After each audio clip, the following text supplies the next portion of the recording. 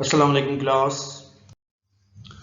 आज का जो आपका लेक्चर है वो है एक्सरसाइज 1.2, जिसमें फर्स्ट क्वेश्चन आपका है from the following matrices identify unit matrix, row matrix, column matrix and null matrix. तो नीचे दिए गए ए से लेकर एफ तक जितने भी मैट्रिक्स पढ़े हैं आपने आइडेंटिफाई करना है। इनमें से यूनिट मैट्रिक्स कौन सा है, रो मैट्रिक्स कौन सा है, कॉलम मैट्रिक्स कौन सा है और नल मैट्रिक्स कौन सा है। आप पहले टाइप्स ऑफ मैट्रिक्स में पढ़ चुके हैं। तो यूनिट मैट्रिक्स क्या होता है? यूनिट मैट्रिक्स वो होता है जिसके डायगोनल में जो है हमेशा कौन सी वैल्यू हो, 1 1 हो। और इसी तरह रो मैट्रिक्स क्या होता है? रो मैट्रिक्स वो होता है ऐसा मैट्रिक्स जिसमें सिर्फ एक ही रो हो, ठीक है। और नेक्स्ट कॉलम मैट्रिक्स क्या होता है? कॉलम मैट्रिक्स वो होता है जिसमें सिर्फ एक ही कॉलम हो। और नल मैट्रिक्स वो होता है जिसमें तमाम की तमाम वैल्यू क्या हो, 0 हो। तो आप ए मैट्रिक्स को देखें और इसकी तमाम वैल्यू को देखें, ये तमाम की तमाम क्या है, इंटीजर्स की क्या है जी, 0 है। तो ये आपके पास कौन सा मैट्रिक्स होगा? नल मैट्रिक्स होगा। कौन सा होगा जी? नल मैट्रिक्स होगा। इसी तरह आप नेक्स्ट देखें, आपके पास जो ये पड़ा है बी मैट्रिक्स, इसमें बी मैट्रिक्स आपके पास क्या होगा? बी मैट्रिक्स आपके पास होगा रो मैट्रिक्स। देखें इसमें सिर्फ एक ही रो है और कौन सा मैट्रिक्स होता है जिसमें एक ही रो, वो क्या होता है आपके पास? रो मैट्रिक्स होता है। ये आपके पास क्या है जी? रो मैट्रिक्स है। नेक्स्ट इसी तरह आपके पास सी पड़ा है। सी देखें आपके पास क्या है? सी आपके पास कॉलम मैट्रिक्स। क्यों कॉलम मैट्रिक्स है? क्योंकि इसमें सिर्फ और सिर्फ क्या है जी, एक ही कॉलम है। तो ये आपके पास क्या है जी? कॉलम मैट्रिक्स है। कौन सा है जी आपके पास? ये कॉलम मैट्रिक्स है। नेक्स्ट आप मैट्रिक्स को देखें जिसके डायगोनल में क्या है, 1 1 है। क्या है जी? मैट्रिक्स डी में देखें कि इसके डायगोनल में क्या पड़ा है जी, 1 1 पड़ा है। तो कौन सा मैट्रिक्स होता है जिसके डायगोनल में 1 1 हो और बाकी तमाम वैल्यूज जो है एंट्रीज जो है 0 हो? तो ये कौन सा मैट्रिक्स होता है आपके पास? ये आपके पास होता है यूनिट मैट्रिक्स। ये कौन सा मैट्रिक्स होता है? Unit matrix. इसी तरह आपके पास ई मैट्रिक्स है। इसकी देखें तमाम की तमाम वैल्यू मीन्स एक ही वैल्यू है और वही वैल्यू क्या है, 0 है। तो ये भी आपके पास क्या होगा जी? ये भी आपके पास क्या होगा? नल मैट्रिक्स होगा। कौन सा होगा? नल मैट्रिक्स, क्योंकि इसकी तमाम वैल्यू क्या है, 0 है। एक आपके पास ए मैट्रिक्स था और एक आपके पास ई मैट्रिक्स, ये क्या थे? Null matrix. इसी तरह आपके पास एफ, एफ देखिए आपके पास इसमें भी क्या है, एक ही कॉलम है। तो ये आपके पास क्या है? कॉलम मैट्रिक्स है, ठीक है। तो ये आपके पास एफ भी क्या है जी? Column matrix. एफ भी क्या है जी? कॉलम मैट्रिक्स है। तो आपके पास ए मैट्रिक्स जो है वो क्या है? Null matrix. बी आपके पास रो मैट्रिक्स है। सी आपके पास कॉलम मैट्रिक्स है। डी आपके पास यूनिट मैट्रिक्स है। ई आपके पास जो है नल मैट्रिक्स है। एफ आपके पास क्या है जी? कॉलम मैट्रिक्स है। तो सी और एफ आपके पास कॉलम मैट्रिक्स हैं, ए और ई आपके पास नल मैट्रिक्स हैं, बी आपके पास रो मैट्रिक्स है और डी आपके पास यूनिट मैट्रिक्स है। नेक्स्ट आपके पास है from the following matrices identify. तो आपने क्या करना है, आपके पास नीचे बहुत सारे मैट्रिक्स की टाइप्स पढ़ी हैं, ए से लेकर एफ तक पढ़े जी। पहला है स्क्वायर मैट्रिक्स बताएं, रेक्टेंगुलर मैट्रिक्स बताना है, रो मैट्रिक्स बताना है, कॉलम मैट्रिक्स बताना है, आइडेंटिटी मैट्रिक्स बताना है, इसी तरह नल मैट्रिक्स भी बताना है, ठीक है जी। आपको पता है कि आइडेंटिटी मैट्रिक्स और यूनिट मैट्रिक्स एक ही चीज होते हैं। आइडेंटिटी मैट्रिक्स और यूनिट मैट्रिक्स क्या होता है? एक ही चीज होती है। तो आपने नीचे बताना है कि आप ये जो एक 1 से लेके 10 तक या 9 तक जो आपके पास मैट्रिक्स पढ़े हैं, 1 से 9 तक जितने मैट्रिक्स पढ़े हैं, इसमें से आपने जो है स्क्वायर मैट्रिक्स अलहदा करने हैं, रेक्टेंगुलर मैट्रिक्स अलहदा करने हैं, रो मैट्रिक्स अलहदा करने हैं, कॉलम मैट्रिक्स अलहदा करने हैं, आइडेंटिटी मैट्रिक्स अलहदा करने हैं और नल मैट्रिक्स अलहदा करने हैं। तो सबसे पहले आप क्या करते हैं जी, हम सबसे पहले करते हैं कि यहाँ पे कौन कौन से जो मैट्रिक्स हैं वो स्क्वायर मैट्रिक्स हैं। तो देखते जाएं इनमें से स्क्वायर मैट्रिक्स कौन से होते हैं। आपको पता है कि स्क्वायर मैट्रिक्स वो होते हैं जिनके नंबर ऑफ रोज और नंबर ऑफ कॉलम क्या हो, इक्वल हो। तो पहले मैट्रिक्स में देखें क्या नंबर ऑफ रोज और नंबर ऑफ कॉलम बराबर है? नहीं, क्योंकि पहले जो मैट्रिक्स है आपके पास उनमें कितनी रोज हैं? 2 रोज हैं और 3 कॉलम्स हैं। तो ये इक्वल नहीं है और इनका इनकी जो रोज और कॉलम की तादाद है वो इक्वल नहीं है। तो इसीलिए आपके पास स्क्वायर मैट्रिक्स नहीं है। नेक्स्ट ये देखें क्या इसमें है, ये भी नहीं है आपके पास स्क्वायर मैट्रिक्स। के बाद हाँ, ये आपके पास स्क्वायर मैट्रिक्स है एक, क्योंकि इसमें 1 और 2 रोज हैं और 2 ही आपके पास क्या है? कॉलम है। नेक्स्ट इसी तरह ये भी आपके पास एक स्क्वायर मैट्रिक्स है, सही है जी। इसी तरह जिसमें रोज और कॉलम की तादाद इक्वल होगी वो आपके पास क्या होंगे? स्क्वायर मैट्रिक्स होंगे, ठीक है। ये भी नहीं है आपके पास। नेक्स्ट इसी तरह ये आपके पास स्क्वायर मैट्रिक्स होगा। 4 5 नहीं है, 6 भी नहीं है, 7 भी नहीं है, 8 आपके पास क्या है जी? स्क्वायर मैट्रिक्स, क्योंकि इसमें रो की तादाद भी 3 है और कॉलम की तादाद भी क्या है? 3 है। तो आपके पास 1, आपके पास एक तो क्या हो गया जी? 3, एक आपके पास 3 4 और 8, 3 4 और 8 आपके पास क्या है जी? स्क्वायर मैट्रिक्स है। 3 4 और 8 आपके पास क्या है? स्क्वायर मैट्रिक्स है। ये मैं शो कर देता हूँ उनको अलहदा कि आपके पास स्क्वायर मैट्रिक्स कौन से हैं।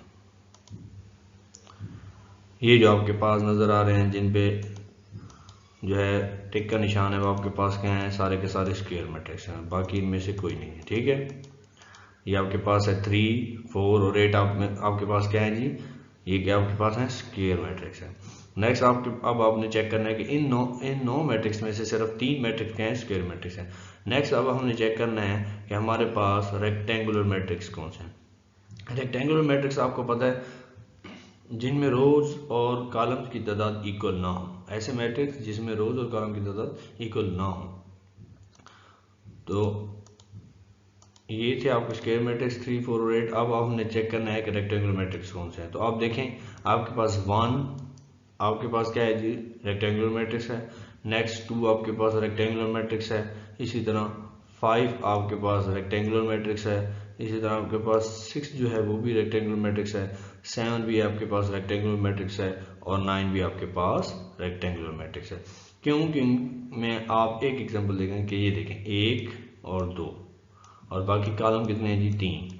तो कॉलम और रोज की तादाद इक्वल नहीं है, तो ये आपके पास क्या होगा, रेक्टेंगुलर मैट्रिक्स होंगे। तो जितने आपके पास मैट्रिक्स यहाँ पे पड़े होंगे जिनकी रोज और कॉलम की तादाद इक्वल नहीं होगी वो क्या होंगे, रेक्टेंगुलर मैट्रिक्स। तो ये मैंने सारे शो कर दिए 1, 2, 5, 6, 7 और 9। ये वो मैट्रिक्स हैं जिनमें रोज और कॉलम की तादाद इक्वल नहीं है, तो ये क्या आपके पास रेक्टेंगुलर मैट्रिक्स हैं। कौन से मैट्रिक्स हैं, रेक्टेंगुलर मैट्रिक्स हैं।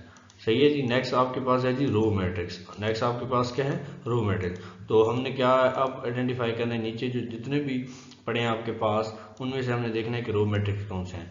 तो रो मैट्रिक्स वो होते हैं जिनमें सिर्फ और सिर्फ एक ही रो हो। तो आपके पास ये जो 6 पड़ा है सिर्फ एक यही है जिसमें सिर्फ और सिर्फ क्या है, एक ही रो है, बाकी किसी में भी एक रो नहीं है, एक रो से ज्यादा है।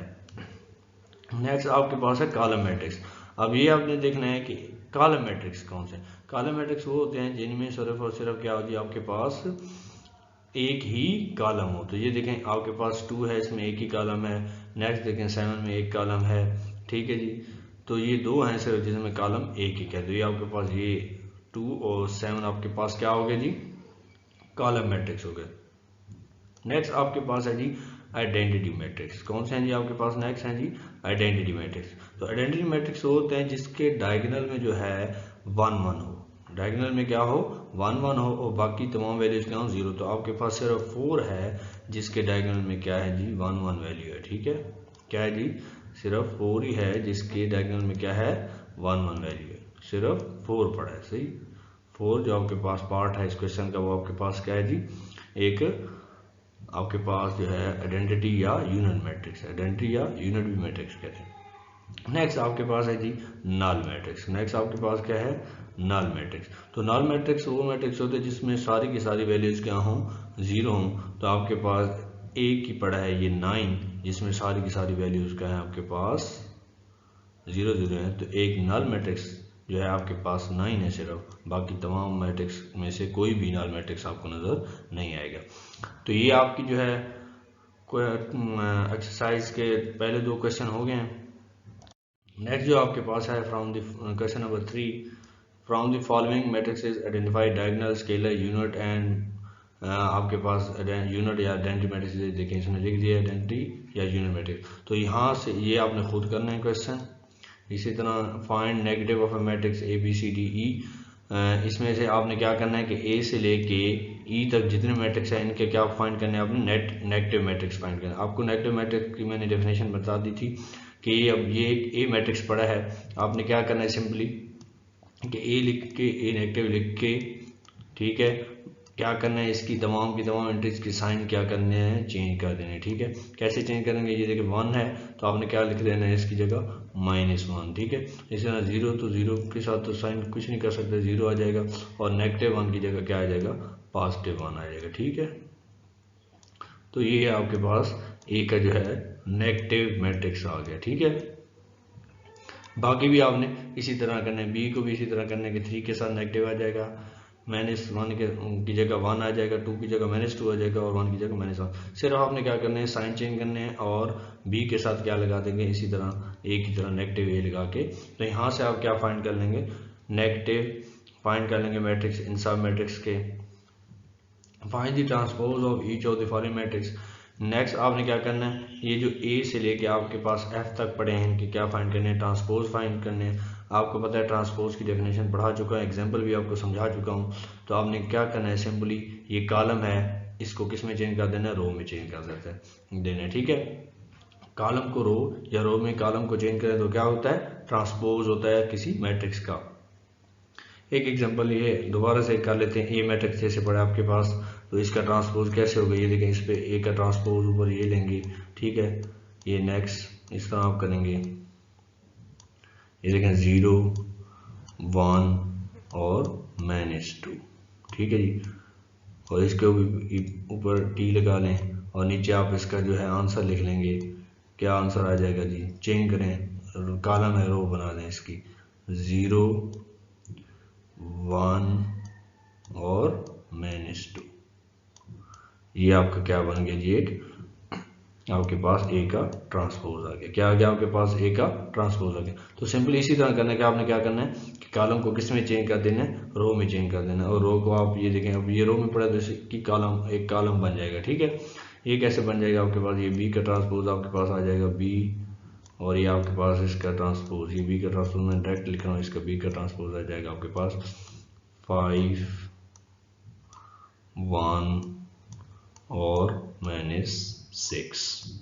ये पास आपके पास आगे बी का ट्रांसपोज। इस तरह सी का भी आपने फाइंड करना है। क्या करना है, इस रो को उठा के पहला कॉलम बना देंगे, फिर नेक्स्ट रो को उठा के इस सेकंड कॉलम और थर्ड रो को उठा के थर्ड कॉलम बना देंगे।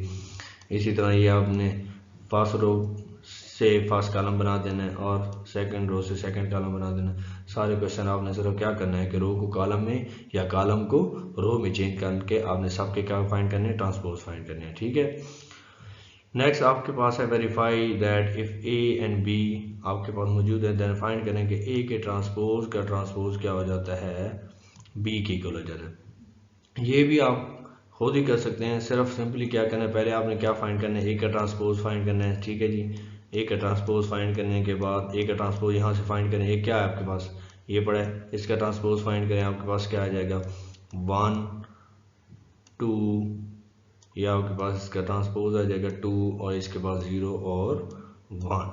सही है जी, ये तो आ गया एक मरतबा इसका ट्रांसपोज। अब देखें उसने एक ट्रांसपोज लेने के बाद नेक्स्ट ट्रांसपोज का ट्रांसपोज लिया, तो दोबारा से आप इस ए के ट्रांसपोज का ट्रांसपोज लें कि ए का ट्रांसपोज है, ये दोबारा उसका ट्रांसपोज लें, ये उसके ऊपर दोबारा इसका ट्रांसपोज लें आप, ये आपने ट्रांसपोज लिया इसका, ये देखें ए के ट्रांसपोज का ट्रांसपोज लें।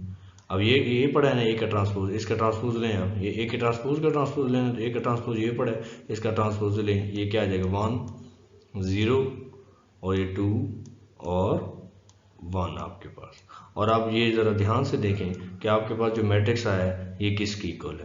देखें ये आपके पास ये मैट्रिक्स जो है वो किसकी इक्वल है, आपके पास ए की इक्वल आ गई। ये देखें, मीन्स एक मैट्रिक्स का अगर आप 2 मरतबा ट्रांसपोज लेंगे तो क्या बन जाएगा, वो मैट्रिक्स खुद आ जाएगा। ठीक है, ए के ट्रांसपोज का ट्रांसपोज मीन्स एक मरतबा ट्रांसपोज लिया फिर दूसरी मरतबा ट्रांसपोज लिया, जब 2 मरतबा ट्रांसपोज लेंगे तो दोबारा वही मैट्रिक्स आ जाएगा। ये देखें उसने 2 मरतबा ट्रांसपोज लिया यहाँ पे, ये देखें उसने कितनी मरतबा लिया ट्रांसपोज, ये देखें यहाँ पे 2 मरतबा ट्रांसपोज लिया तो क्या हो गया, ए खुद आ गया।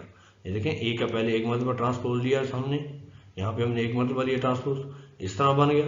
जब दूसरी मरतबा ट्रांसपोज लिया तो ये क्या बन गया, दोबारा से आपके पास ए बन गया।